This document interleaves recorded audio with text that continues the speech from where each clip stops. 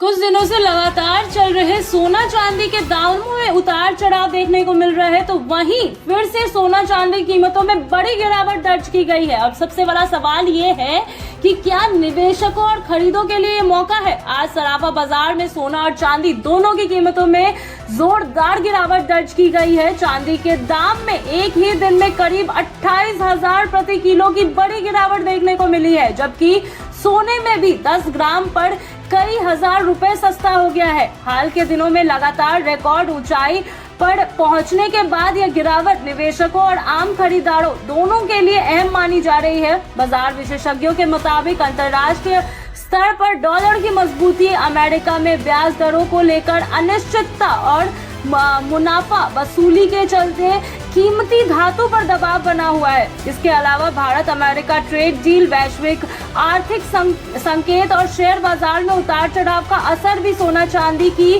कीमतों पर साफ देखने को मिल रहा है। जब निवेशक शेयर बाजार या अन्य एसेट्स की और रुख करते हैं तो सुरक्षित निवेश माने जाने वाले सोना चांदी से कुछ पैसा बाहर निकलता है, जिससे दाम गिर जाता है। तो वहीं भारत में घरेलू स्तर पर भी मांग में हल्की नरमी देखने को मिल रही है। शादी विवाह और त्योहार के सीजन से पहले लोग कीमतों में और गिरावट की उम्मीद कर रहे हैं, इसीलिए फिलहाल खरीदी टल रही है। हालांकि ज्वेलर्स का कहना है कि कीमतें नीचे आते ही फिजिकल गोल्ड और सिल्वर की मांग धीरे धीरे बढ़ जाती है। अब सवाल यह है कि क्या इस स्तर पर सोना चांदी खरीदना सही रहेगा या अभी और इंतजार करना चाहिए।